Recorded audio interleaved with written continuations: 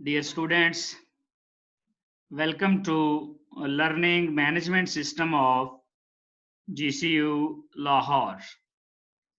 Dear students, आज का हमारा लेक्चर है फैलिंग सॉल्यूशन, जिसमें हम देखेंगे कि फैलिंग सॉल्यूशन क्या है, इसकी कंपोजिशन क्या होती है, और फिर देखेंगे किस तरह के कंपाउंड फैलिंग सॉल्यूशन वाला टेस्ट देते हैं, और लास्ट में ये भी देखेंगे फ्रेशली प्रिपेयर्ड क्यों यूज करते हैं। हम ये भी देखेंगे कि डिफरेंट कंपाउंड्स के ये रिएक्शन देने की वजह क्या है। सबसे पहले हम देखते हैं कि कौन से कंपाउंड दे सकते हैं। This test is given by number 1 aliphatic aldehydes. Very interesting dear students, ये वाला जो टेस्ट है ये एरोमेटिक एल्डिहाइड नहीं दे सकते। This is only given by aliphatic aldehydes. Number 2 formic acid ये टेस्ट दे देता है, क्योंकि इसमें भी एल्डिहाइड वाला ग्रुप मौजूद होता है। इसी तरह अल्फा हाइड्रोक्सी कीटोन्स हैं, और लास्ट में रिड्यूसिंग शुगर्स। तो ये चार क्लासेस को हमने देखना है कि aliphatic aldehydes, formic acid, alpha hydroxy ketone और रिड्यूसिंग शुगर। रिड्यूसिंग शुगर्स के लिए अलग से एक लेक्चर मैं आपके लिए बनाऊंगा। फिलहाल हम इन तीनों को देखते हैं। ये स्टूडेंट्स, फैलिंग रीजेंट है क्या? फैलिंग रीजेंट दो तरह के सॉल्यूशन को मिक्स करने से बनता है। एक होता है फैलिंग सॉल्यूशन ए, और दूसरा होता है फैलिंग सॉल्यूशन बी। जो फैलिंग सॉल्यूशन ए है, that is aqueous solution of copper sulphate, यानी कॉपर सल्फेट को वाटर में डिसॉल्व किया गया होता है और इसका कलर ब्लू होता है। कॉपर सल्फेट पेंटाहाइड्रेट का कलर ब्लू होता है। तो ये होता है फैलिंग सॉल्यूशन ए। फिर इसको मिक्स करना होता है फैलिंग सॉल्यूशन बी के साथ, और उसमें क्या क्या होता है? Aqueous solution of potassium sodium tartrate in NaOH। ये टार्टारिक एसिड का सोडियम और पोटेशियम साल्ट होता है, जिसको हमने NaOH में डिसॉल्व करना है। तो दो अलग-अलग फ्लास्क में रखे होते हैं, इनको मिक्स नहीं करके रखते। मिक्स तब करते हैं जब टेस्ट करना है।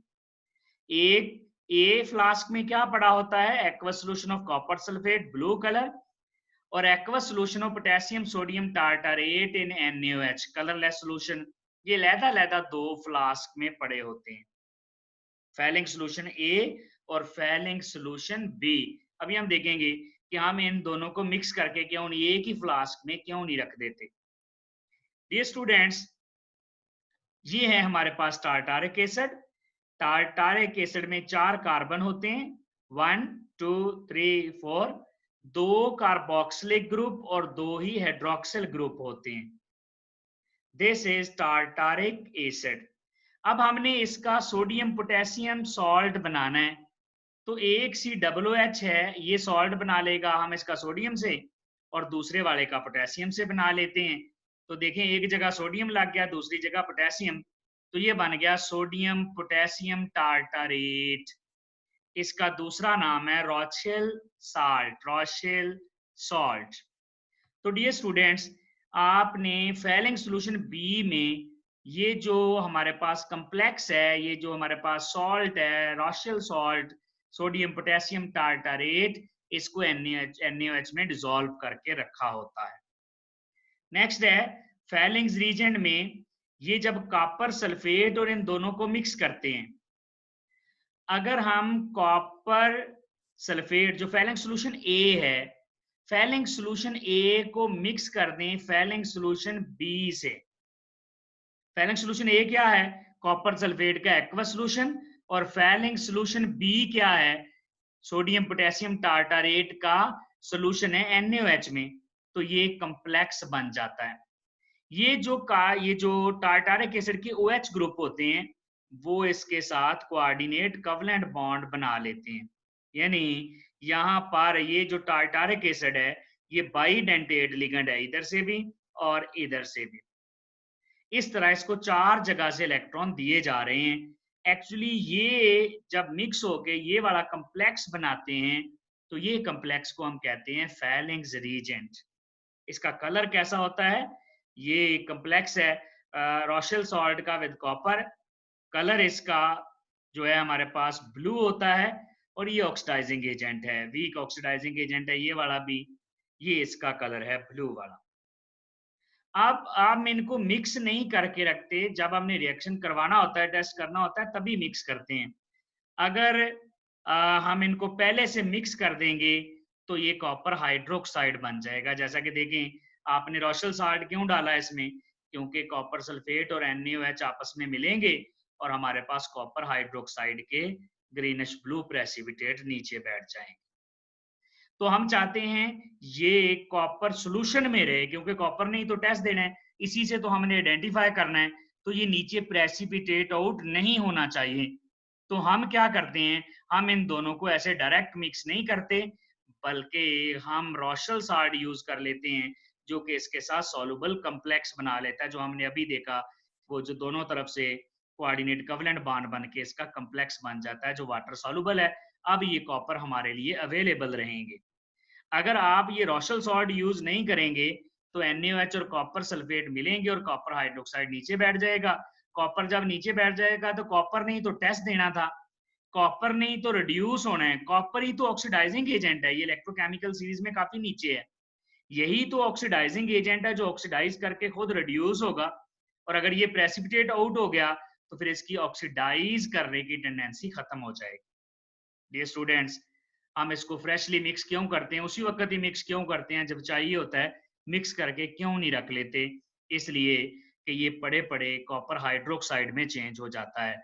यानी अगर ये पड़ा रहेगा तो सोल्यूशन में कॉपर रहेगा ही नहीं, कॉपर सारा का कॉपर हाइड्रोक्साइड की शक्ल में नीचे बैठ जाएगा।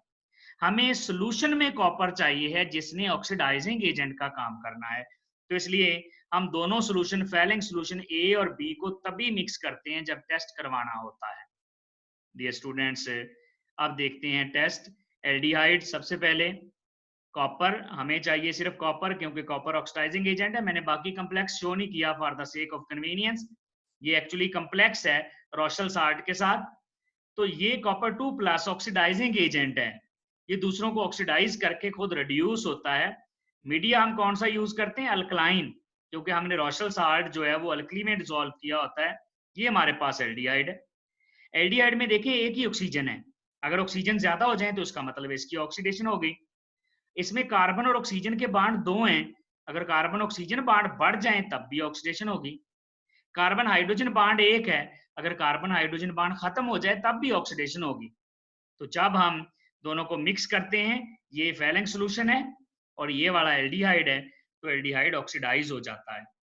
देखें, एक ऑक्सीजन था, 2 हो गए, 2 कार्बन ऑक्सीजन बांड थे, 3 हो गए, कार्बन हाइड्रोजन बांड 1 था, कोई भी नहीं रहा। अब डियर स्टूडेंट्स, ये सॉल्ट बनेगा, ये कार्बोक्सिलेट आयन बनेगा, एसिड नहीं बनेगा। वजह, क्योंकि हमारे पास मीडिया बेसिक है, हम बेसिक मीडिया में ये रिएक्शन करवा रहे हैं, तो इसलिए ये बजाय एसिड बनने के सॉल्ट बनेगा। अब एल्डिहाइड तो ऑक्सीडाइज हो गया, किसने ऑक्सीडाइज करवाया, कॉपर ने, ये खुद रिड्यूस होगा, कॉपर 2+, ये ब्लू कलर का सोल्यूशन है, ये दूसरों को ऑक्सीडाइज करके खुद रिड्यूस होगा Cu2O यानी कॉपर +1 में। कॉपर 2+ ब्लू कलर, कॉपर +1 के ब्रिक रेड प्रेसिपिटेट बन जाते हैं। ये देखें, ये ब्लू कलर का सोल्यूशन है, दिस इज फैलिंग सोल्यूशन। जब रिएक्शन होता है तो ये ब्रिक रेड कलर में चेंज हो जाता है, जो इंडिकेट करता है कि रिएक्शन हो चुका है। तो एल्डिहाइड्स, कौन से एल्डिहाइड, सिर्फ एलिफेटिक वाले, ये फैलिंग सोल्यूशन टेस्ट दे देते हैं। Formic acid, falling solution, copper का कम्प्लेक्स होता है, अल्कलाइन मीडिया। फॉर्मिक एसिड में देखें, कार्बन ऑक्सीजन बांड 3 है, अगर कार्बन ऑक्सीजन बांड 4 हो जाए तो ऑक्सीडेशन है। इसमें 2 ऑक्सीजन है, अगर ऑक्सीजन 3 हो जाए तो ऑक्सीडेशन है। कार्बन हाइड्रोजन बांड 1 है, अगर कार्बन हाइड्रोजन बांड खत्म हो जाए तो ऑक्सीडेशन है। कौन करवाएगा ये ऑक्सीडेशन, ये फैलिंग सोल्यूशन, कॉपर 2+ जो ब्लू कलर का है, ये ब्लू कलर का कम्प्लेक्स है, तो ये क्या करेगा, इसको ऑक्सीडाइज करवा के खुद रिड्यूस हो जाएगा। कार्बन, ये टेस्ट देता क्यों है, क्योंकि देखिए इसमें एल्डिहाइड ग्रुप मौजूद है, ये वाला। अगर किसी और कार्बोक्सिलिक एसिड में देखेंगे तो ये वाला ग्रुप मौजूद नहीं होगा। तो डियर स्टूडेंट्स, ये देखें, ये 4 ऑक्सीजन बांड बन गए, कार्बन ऑक्सीजन बांड 2 और ये 3 और ये 4, यहाँ 3 थे, यहाँ ऑक्सीजन 3 है, यहाँ 2 है, इसका मतलब ऑक्सीडेशन हो गई। ये फार्मिक एसिड किस में चेंज हो गया, कार्बोनिक एसिड में, और कार्बोनिक एसिड एक्चुअली क्या होता है, कार्बन डाइऑक्साइड और वाटर।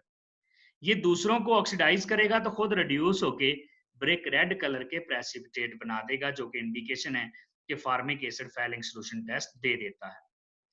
इसी तरह अगर अल्फा हाइड्रोक्सी कीटोन को देखें, ये अल्फा हाइड्रोक्सी कीटोन है, ये कीटोन ग्रुप है, ये अल्फा वाला कार्बन है, ये भी अल्फा है, ये भी अल्फा है, तो अल्फा कार्बन पर OH लगा हुआ है, alpha hydroxy ketone. Dear students, ये डायरेक्ट टेस्ट नहीं देते, पहले टाटोमराइज करते हैं। ये वाला हाइड्रोजन ऑक्सीजन पे शिफ्ट होता है, ब्लू वाला देखिएगा, ये ब्लू वाला हाइड्रोजन ऑक्सीजन पे शिफ्ट हो गया और डबल बॉन्ड यहाँ आ गया। अब फिर टाटोमरिज्म होगी, ये जो रेड वाला हाइड्रोजन है ये इस कार्बन पे आ जाएगा जिस कार्बन पे OH लगा हुआ है, तो देखिएगा ये हमारे पास एल्डिहाइड बन गया, डबल टाटोमरिज्म। पहले टाटोमरिज्म इनोल फॉर्म, फिर टाटोमरिज्म एल्डिहाइड बन गया। अब ये एल्डिहाइड टेस्ट देता है, एक्चुअली अल्फा हाइड्रोक्सी कीटोन नहीं देते, पहले वो एल्डिहाइड में चेंज हो जाते हैं, वो टेस्ट देते हैं। और ये जो कॉपर हमारे पास +2 में है, ग्रीन कलर है, सॉरी ब्लू कलर है उसका, ये चेंज हो जाएगा ब्रिक रेड में। तो इस तरह ये भी टेस्ट दे देंगे। इसके अलावा रिड्यूसिंग शुगर्स देती हैं, जिसके लिए हम पूरा एक अलग लेक्चर रखेंगे, काफी वो एक इंटरेस्टिंग टॉपिक है। Thank you very much.